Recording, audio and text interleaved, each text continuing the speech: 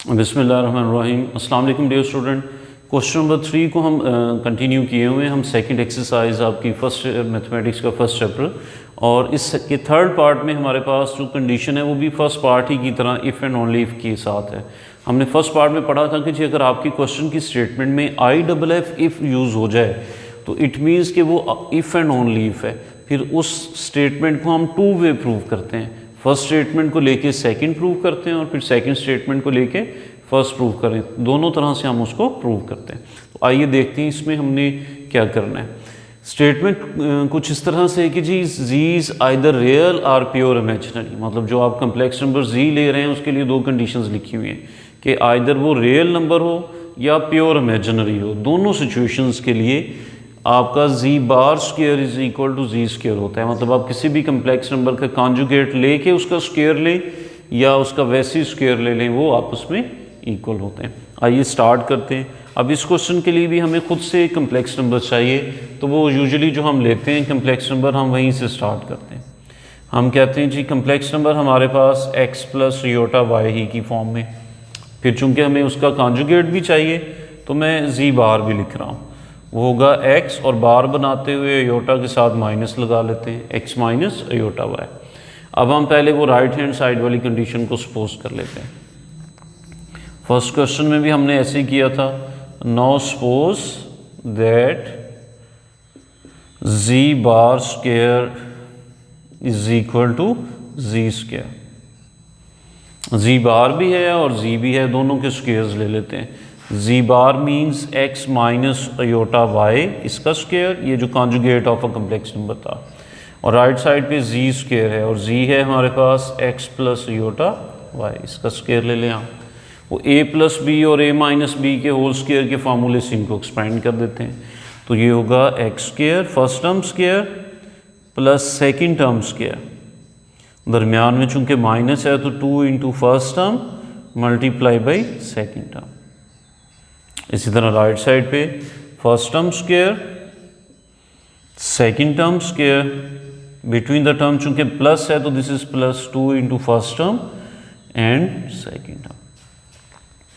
तो ये होंगे एक्स स्क्वायर प्लस अयोटा का भी स्क्वायर एंड वाई का भी स्क्वायर। दोनों टर्म्स चूंकि विद इन अ स्क्वायर लिखी हुई हैं तो हम अयोटा का भी स्क्वायर ले लेंगे और वाई का भी स्क्वायर ले लेंगे।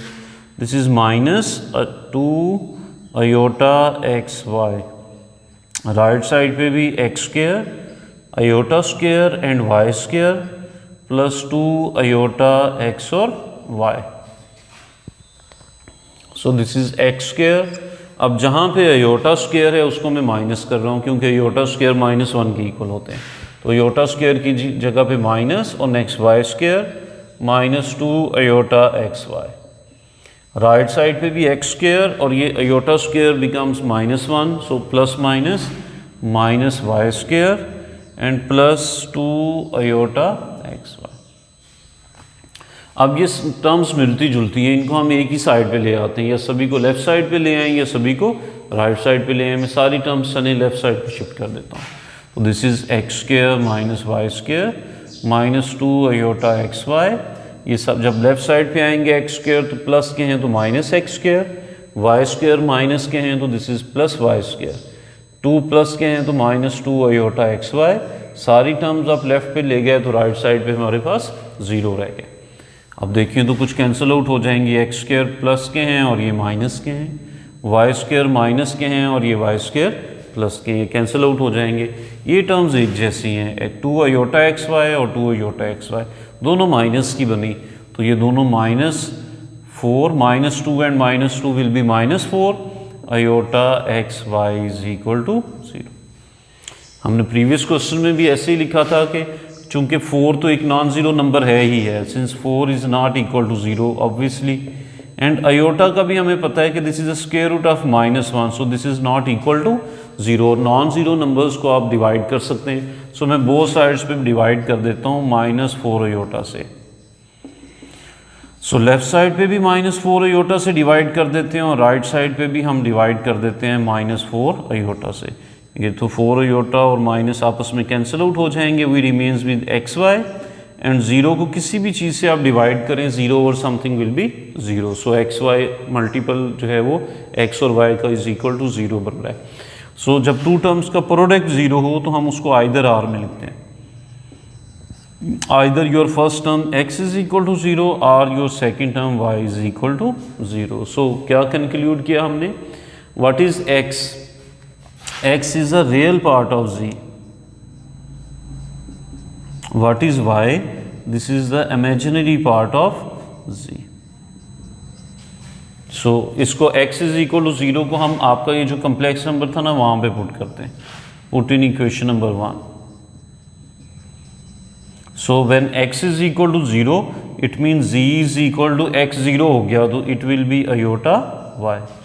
When y is equal to 0, y को आप यहाँ पे 0 पुट कर दें तो x will be, z will be x। जब आप x को 0 पुट करेंगे तो z आपके पास iota y आ जाएगा।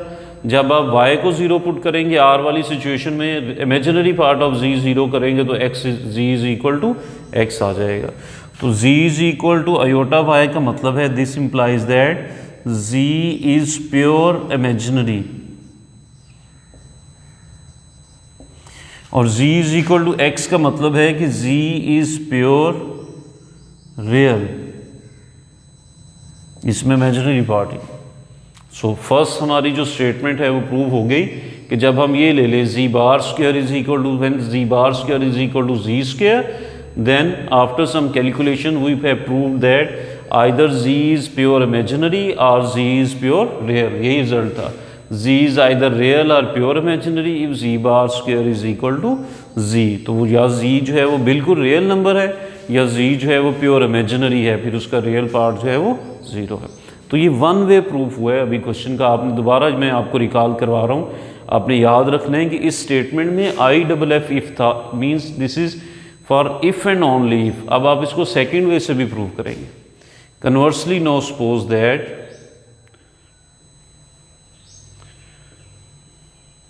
ये जहां से आपने क्वेश्चन खत्म किया है वहीं से शुरू होगा। No we suppose that either z is pure imaginary और z इज रियल और z इज रियल। तो फिर प्रूव हम क्या करेंगे, we have to prove that z bar square is equal to z square. ये रिजल्ट हमने प्रूव करना है। If z is pure imaginary it means z is equal to iota y, real part of your complex number is zero, and when z is real it means z is equal to x। So ये कैसे बना होगा Z pure imaginary हमारा, it means z is pure imaginary means z is iota y, it means the real part of your complex number is zero. So this implies that this happens, this will come from x is equal to zero. इसी को back में ले जाएं, z is pure imaginary it means z is equal to iota y। इसका क्या मतलब है, इसका मतलब है x is equal to zero. तो हम यहाँ से शुरू हुए और x is equal to zero तक आ गए। फिर ये z इज रियल अगर हम लें तो इसका क्या मतलब है कि z is equal to x। So z is equal to x का मतलब क्या है कि इस केस में आपका कम्प्लेक्स नंबर जो है वो रियल पार्ट इस वजह से आ रहा है कि उसका इमेजिनरी पार्ट ज़ीरो होगा। So this implies that y is equal to zero. So either x is equal to zero और y is equal to zero, ये इक्वल टू ज़ीरो और y is equal to zero. अब हमने statement ये prove करनी है कि Z z bar square is equal to z square. उसके लिए अगर x is equal to zero है हमारे पास, इट मीन्स कि ये आपका प्योर इमेजिनरी था, तो हम इसका कॉन्जुगेट जो है वो ले लेते हैं। दिस इम्प्लाइज दैट z बार होगा, कॉन्जुगेट लेते हुए हम आयोटा के साथ माइनस लगाते हैं, तो ये इसका z बार लेंगे तो ये माइनस आयोटा y हो जाएगा। अब जो रिजल्ट हमने प्रूव करना है उसके लिए z बार का स्क्वायर चाहिए और z का स्क्वायर चाहिए, तो हम यहाँ पे z बार का स्क्वायर ले लेते हैं, z बार स्क्वायर ले लें। z बार जो हमने लिया है माइनस आयोटा y, इसका स्क्वायर लेके देखते हैं। माइनस का स्क्वायर तो प्लस और this is iota square and y square, and iota square is minus this is y square. तो ये आपका z बार स्क्वायर हमारे पास आ गया माइनस y स्क्वायर। इसको हम नेम दे देते हैं इक्वेशन नंबर 1 का। ओके, ये तो हमारे पास हमने ये जो रिजल्ट प्रूव करने हैं इसकी लेफ्ट हैंड साइड ले ली। राइट हैंड साइड पे क्या चाहिए, जी स्क्वायर, तो जी स्क्वायर लेके भी देख लेते हैं। जी स्क्वायर लें जी, जी है हमारा अयोटा वाई, इसका स्क्वायर ले लेते हैं। स्क्वायर लें तो ये अयोटा का भी स्क्वायर और वाई का भी स्क्वायर, और अयोटा स्क्वायर तो हमारे पास होता है -1, इट मीन्स ये जी स्क्वायर जो है ये -y स्क्वायर, ये हमारी होगी सेकंड इक्वेशन। तो आप जी बार का स्क्वायर लिया तो वो भी -y स्क्वायर आ गया, और जी स्क्वायर लिया तो वो भी -y स्क्वायर आ गया। इन दोनों इक्वेशंस को कंपेयर कर लें फ्रॉम इक्वेशन 1 एंड 2, चूँकि राइट साइड सेम आ रही हैं तो it means left hand side भी सेम होंगी। So it means Z bar square जो है this will be equal to Z square. ये किस कंडीशन के लिए आया, when we suppose that either Z is pure imaginary, Z is pure imaginary means Z is equal to iota Y, means real part of your complex number is 0। तो इसके लिए फिर ये कंडीशन प्रूव करनी थी, तो हमने इसका बार लिया और जी बार का भी स्क्वायर लेके देखा और जी का भी स्क्वायर लेके देखा, तो वो इक्वल आ गए। तो इस कंडीशन के लिए तो ये प्रूव हो गया when Z is pure imaginary. अब जी इज़ रियल के लिए अब हम इस कंडीशन को प्रूव करते हैं। तो जी तो है हमारे पास, तो हम जी बार लेके देखते हैं, ये इस रियल कंडीशन के लिए। जी बार अगर लें इस रियल के लिए, तो बार लेते हुए जो अयोटा वाली टर्म है उसका साइन चेंज करते हैं। यहाँ पे तो अयोटा वाली टर्म है ही नहीं, तो जी बार भी लेंगे तो वो एक्स ही आएगा, चूँकि रियल नंबर है जी भी एक्स और जी बार भी एक्स। इसका स्क्वायर ले लें, स्क्वायर लेंगे तो ये होगा X square, this is named as equation number 3। फिर जी का भी स्क्वायर लेके देख लें, जी का स्क्वायर भी यही होगा एक्स स्क्वायर ही, तो ये होगी इक्वेशन नंबर 4। तो 3 और 4 को भी अगर हम आपस में कंपेयर करें, ये भी एक्स स्क्वायर है, ये भी एक्स स्क्वायर है, इट मीन्स कि Z bar square is equal to Z square. So ये इस केस के लिए भी प्रूव हो जाता है। तो दोनों सिचुएशंस के लिए कि either Z is pure imaginary और Z is real, Z bar square is equal to Z square prove हो जाता है। तो यहाँ पे लिख भी दें, so this implies that either Z is pure imaginary और Z is real, Z bar square is equal to Z square. तो ये रिजल्ट इसके लिए भी प्रूव हो जाता है। सो इस क्वेश्चन को भी हमने 2 वे किया। फर्स्ट ये दोनों जो रिजल्ट्स थे इनको इक्वेट किया हमने, और यहाँ से प्रूव हो गया कि either Z is pure imaginary और जी इज़ प्योर रियल।